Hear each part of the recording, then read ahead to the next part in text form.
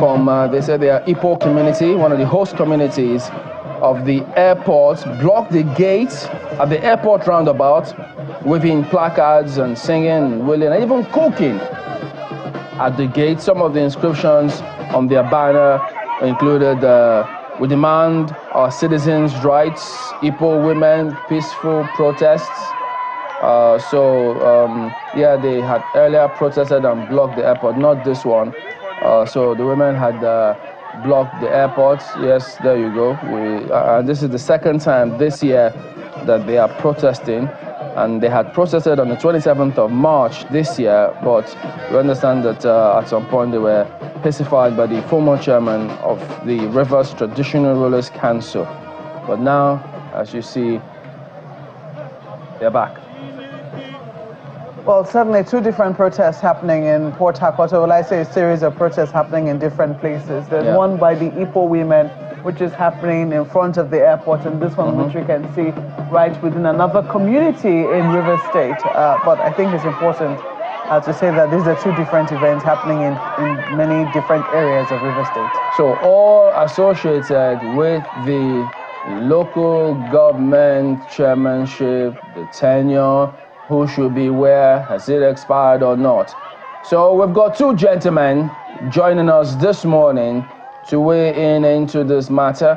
We've got Tamino Williams, who is a lawyer, is a former executive chairman of Okerika local government area from 2011 up until 2014. We also do have Honorable Hope Ikiriko.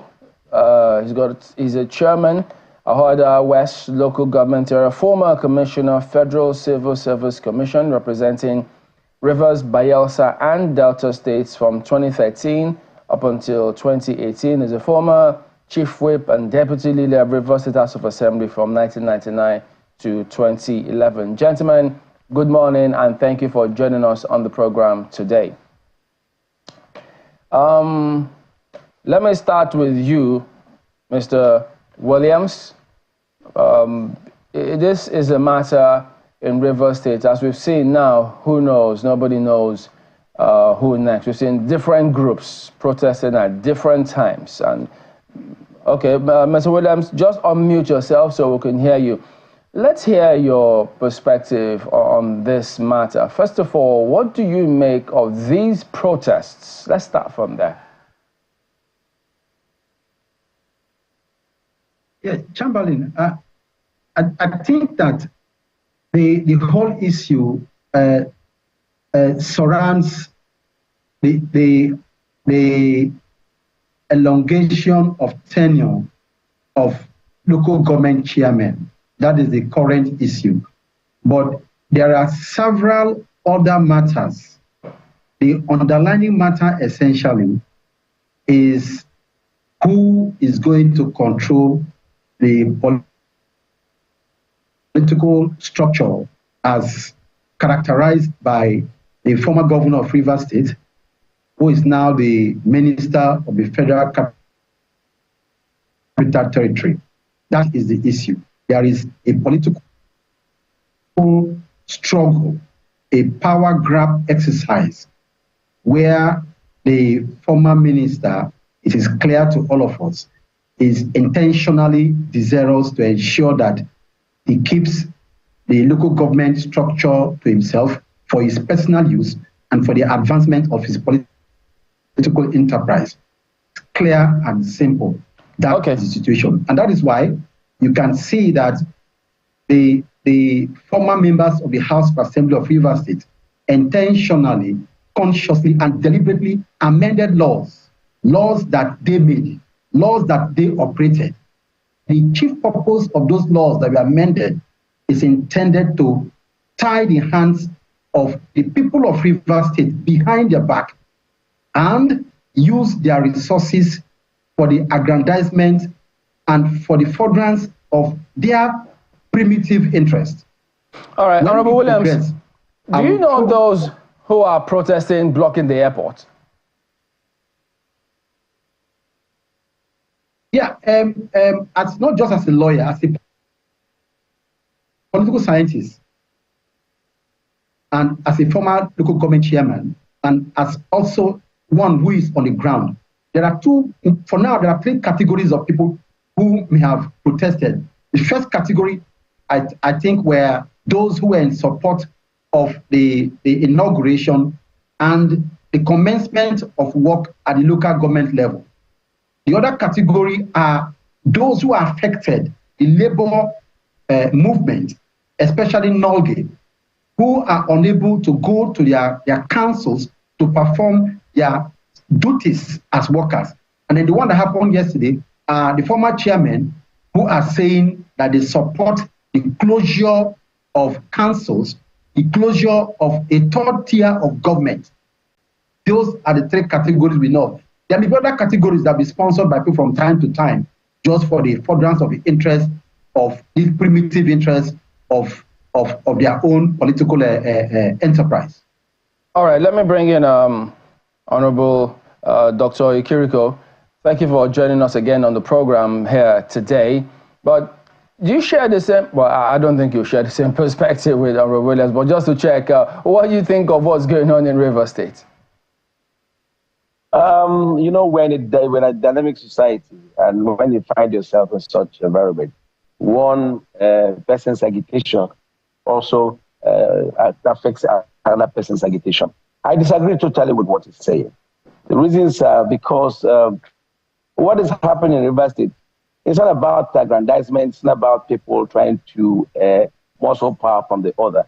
We are all aware that the major struggle is within the party.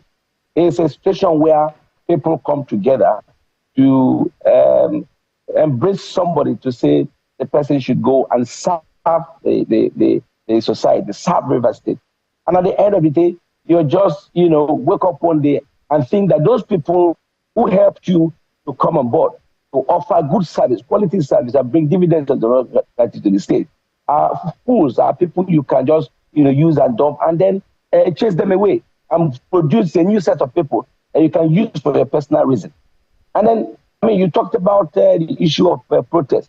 Mm-hmm. For the case of yesterday, Rivers people woke up to realize that from the antecedents of certain persons in the state, the police have seen that it might, descend to anarchy.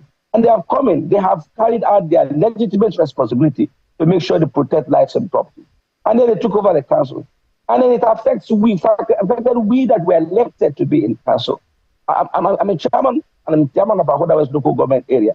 And I realized that when people agitated, genuine Rivers people agitated towards that, we saw notices from NLC, from the TUC, and the labor union that they were going to strike, they were going to protest and make sure that they forced the caretaker, the illegal caretaker community into offices for the reasons best known to them. Okay. Recall that before now, some persons who came from the creek. Dr. Kiriko, pardon me to jump in. On that Wednesday, yes. Are you, the group that are protesting and blocking the airport, are they sympathetic to your narratives, this view that you hold now? No, the group that are protesting the airport, they are not part of us. But I know there's another group, Obiakpop people, who didn't join yesterday, who are also protesting and saying that, well, everybody should allow the police to do its work because the chairmen are all people who are law-abiding. Okay, because the point we're trying to make is that the good people of Rivers State... Because there's problem in the state. Just a minute. What we're trying to say is that the good people of Rivers State, hope you can hear me, should appeal to them. Yes. Don't block the airports. There are people who are scheduled to go about their legitimate businesses. You can't block the airport and emergency services and such facilities.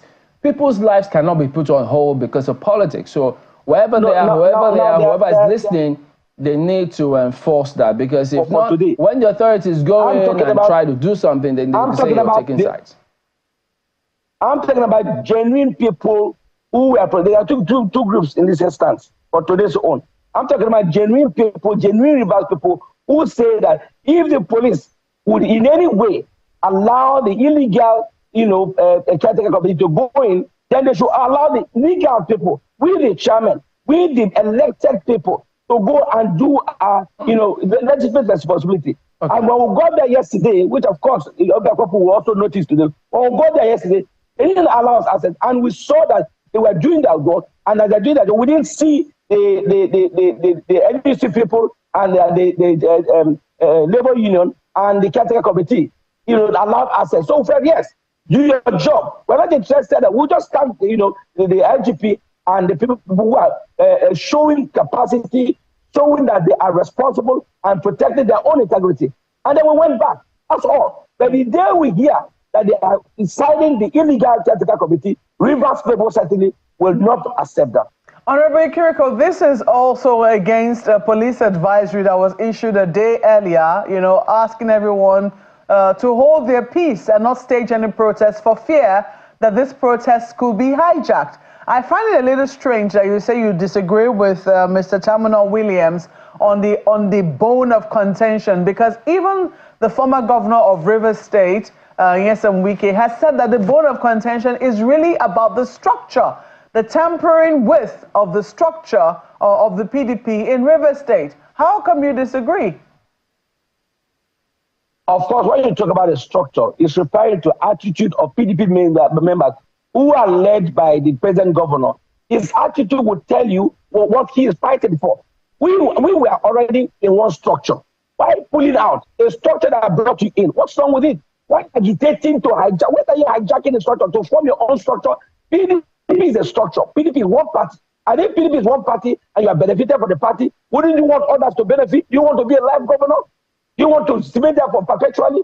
If you know that those persons, the party that brought you in, remains there, then all you can do is to make sure you serve the people, so that by your antecedents, by your testimony, Rivers will want PDP to continue to reign in government in Rivers State. That's all we want.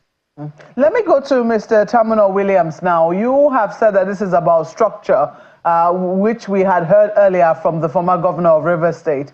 This is a structure that produced the current governor against all of the wishes of the party at that time. I mean, we understand that there was enormous opposition against the emergence of the current governor. What precisely would you say has gone so wrong with that particular structure which produced him, which he's now seeking to reset to the, at the expense of peace in Rivers State? Now, I can just refer to empirical evidence, not what I think. Now, you will recall that when Governor Fubara assumed office, I was in the stadium. He declared that he will never do anything, you can play back, do anything that will bring disagreement between himself and his predecessor. Now, the first school of thought, and you can investigate, has postulated that when Governor Fubara became governor, for the first 5 or 6 months, governance of Rivers State was done remotely from Abuja, which is to say, and you can investigate that, the governor was not allowed to make appointments of persons who he would have wanted to appoint. In fact, a lot of local governments did not have commissioners. The appointments were made by Abuja. But that was not just that. Secondly, projects and programs were dictated from Abuja. Thirdly, the governor was not even able to spend money to serve Rivers' interests. All approvals were supposed to come from Abuja. That is the school of thought of the first school. So, in fact, that even the state aircraft and all that were still under the control of the former governor. The picture was that Governor Fubara was supposed to be a puppet. He was supposed to be just an occupier. In fact, and indeed, what was envisaged or calculated or orchestrated was that this Fubara's first tenure will have been an extension of the tenure of Governor Wike. That is what one school of thought has said. Now, if you juxtapose that to what was happening, you may want to believe that. But it got a point when I suspect Rivers men and women, elders, stakeholders said, no, You cannot be a governor and be controlled remotely. And I hear that the governor made effort to say, look, this cannot go on like this. You recall that when the Port Harcourt Ring Road was to be commissioned, the former governor said that the contract was signed in Germany. He was there. He oversaw the signing, but it was to be executed by the governor Fubara. And the truth is that at a point, the governor, I'm sure, began to assert himself as governor. And that is where the conflict started. Mr. Williams, you said that you are speculating. Isn't that correct? You're saying that this is a matter of speculation. I also imagine that when you say Abuja, you mean the former governor, not that the federal government is the one dictating what should happen in River State. Abuja Accord. I'm sorry? I said, if you read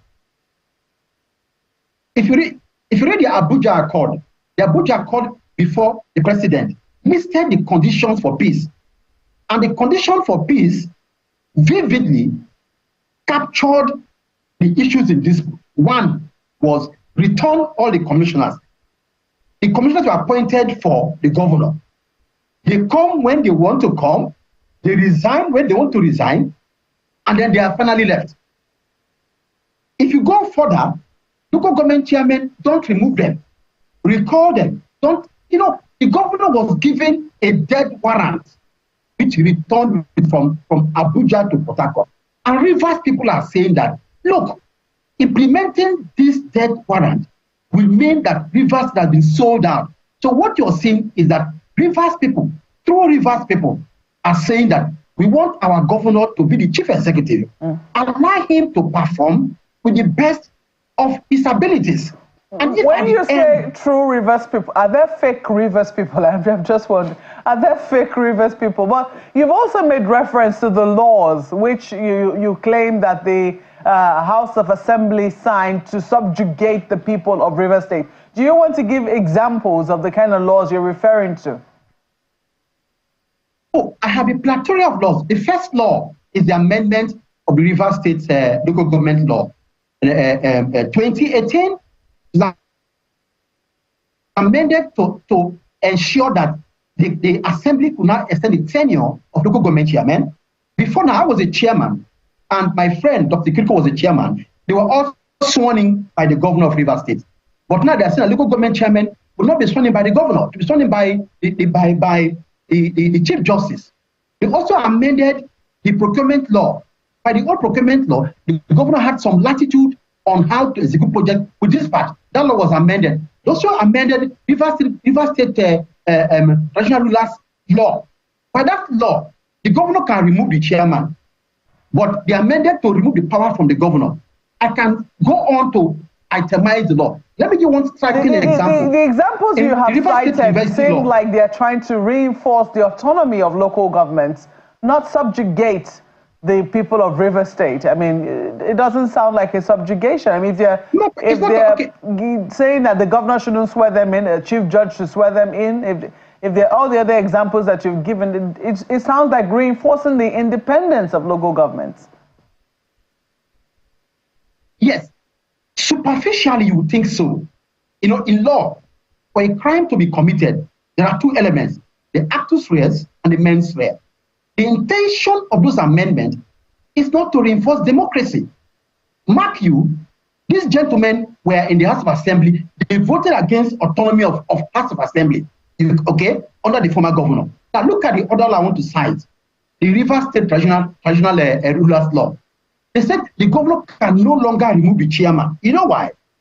But the former governor had the power to remove the chairman of the Traditional Rulers Council. Even the River State University Law, for example. The River State University Law, the old law was that only the council can recommend and remove the vice chancellor. That law was amended by this outgone assembly to empower the governor to remove the vice chancellor. And I can tell you that that power was exercised by the former governor when Professor Didier was removed. Look, I can give you, a litany of issues. The summary is that the House of Assembly intentionally took steps to make the governor a lame duck governor. And that is why real Rivers people, on the length and breadth, in the diaspora, everywhere are saying that you cannot have a third tenure, haven't finished your second tenure. And if you watch what is going on ground now, you can see that actually, for the first time, Rivers people can breathe now. I do not know if you agree with this analysis. I doubt that you will agree with this analysis, but would you say that this issue of structure, which is a little exaggerated? I'm looking for the right word now, because if you look at what is currently happening, the protests we're seeing, there were a series of protests yesterday against the advisory of the police command in River State. Today, we're beginning to see another set of protests, some of them hampering movement in the international airport in River State. Isn't this becoming a little too much? What do you think will be the solution for peace in River State? This is for you, Honorable Ikiriko. Well, the solution for peace is for the man who started all this problem to sit back and not be allowed to be blackmailed by anybody and do the right thing. My brother Terminal gave an instance of the 8-point agenda that went for the resolution. I was there physically. And I saw the president, even in his address, he told us there clearly that even before he came up with this resolution, he was aware. And he asked him before us, he accepted. So why didn't he privately tell the president, I won't agree to this, I won't agree to it? It wasn't as if the president came, wrote out, a martial law and read to us. He didn't reject it. Right there, and then after reading it out to us, he also asked them if they were okay. I mean, you ran to the president, you begged him to intervene. And then before we got there, he had already attempted to stop, truncate the tenure of the local government chairman. Was that proper? These were the things that the president came in to intervene. Who now is the one intimidating the people? Who now is the one destroying the system? They want to truncate the system that had a 3 years tenure, and then we were at the verge of being pulled out when the president intervened. And they said, allow the chairman to stay, allow this, go do the proper thing, present your budget to the assembly. This was a family, intervention. And we felt it worked. And at the point when they asked him if he was okay with the resolution or with the agreement, he said yes. Only to come back and met these blackmailers again, who told him all sorts of things. Asking for peace now. If you had done all that, and maybe they come together again and they say, this is how the president has said, we'll do this, this is how we'll go about it. That's on one side. It is the problem of the one who is piloting the affairs of the state. And it's make us feel as if the problem cannot be resolved. Been in government since 1999. I don't know how, all the governors solved their problems. In 1999, there was the major problem between my political father, Dr. Peter, and Awusi. He solved it seamlessly. How as Awusi came to join the government and work with them just for the interest of peace. And so they tried to erase this Riverine and Upland dichotomy. And all that, Amechi entered and also tried in his own way to make sure those problems were not there. But coming to the issue of commissionership, how would you think? How would you try to convince these people that somebody dictated for him? In all the administration I've witnessed, they get nominations from different places. As young as I was in the assembly those days, 1999, I had the opportunity of nominating somebody. The governor at that time called us. All right, Dr. Ikiriko, let me ask you. So I contributed, so that people contributed to his administration in nominating. They recommend commissioners. They don't impose it on you. And when we look at tell us then. The people who work in the previous administration, and not to the mantra for this party. It's about continuity. Just hang on a minute. And continuity means that certain persons. So tell us then, is there any reason? Dr. Ikiriko, just hang on a minute. So that the new people that are coming. Is there any reason why local government chairmen whose tenure have elapsed should stay in office? See, we are all here by reason of law. It is law that guides the society. It is the constitution that keeps the president there in the manner in which he's there, and the number of years he's there. We are getting for 5 years. We are getting for a single term of 5 years. If that is in place, president will stay for 5 years single tenure. Everything that people are doing now within government circle is by law. I was an assembly member, and when we make laws, the constitution empowers us to make laws for the local government. Whatever we make as what law? are you relying on to stay in office? We are relying on the amendment of the local government law. Now, the amendment does not seek to extend the tenure. Something to be made clear. I'm surprised that certain person today, everybody's a lawyer. I'm not a lawyer, but I'm lettered. I can read and write. I understand when people speak, and when I understand, I go that way. If there are complications, I seek professional advice. The law says that in the event where the government cannot conduct election, there's no vacuum in government. This is what the rule. It's like a doctrine of necessity. It's like adopting the constitutional provision that creates that, a precise. All right, gentlemen, we need to wrap up. So right now, where they have done that, I will walk away from the law. It is a law that is keeping the chairman there. You say there is a law. Right now, let me ask the lawyer then. The court. Let's all wait. Wait for the court to come up with his judgment. Okay. Applications in the constitution. Honorable Williams, we need to wrap up. Just tell us quickly. He cites the local government law. What do you think? The existing law was local government law of 2018. That law was amended, but a court of competent jurisdiction, Justice Kyo, struck down that law. That law, Section 9(1), was at variance with the Constitution and declared the law a nullity. But he says that we still need to wait for the court to ultimately decide. Yeah, they went on appeal. And I want to quickly anchor this point that in 2015, a similar scenario happened where the outgoing governor conducted the election. The PDP went to court, and the court but if the matter is in court, I think it will supersede whatever might have happened previously, unless they ruled otherwise. So we have to wait. And so while waiting, shouldn't they all maintain status quo? Let the court. Everybody maintains status quo. Your tenure has ended. But what is the status quo now? Swearing new caretaker committee chairman? The law has been struck down. All right. Want to thank both of you for coming on. Tamino Williams is a lawyer, former executive chairman of Okrika local government area. We've also had Honorable Hope Ikiriko, who is chairman Ahoada West local government area. He said they should continue. And also former commissioner, Federal Civil Service, representing Rivers, Bayelsa, and Thank you, Dr. Kiriko. My pleasure to you too.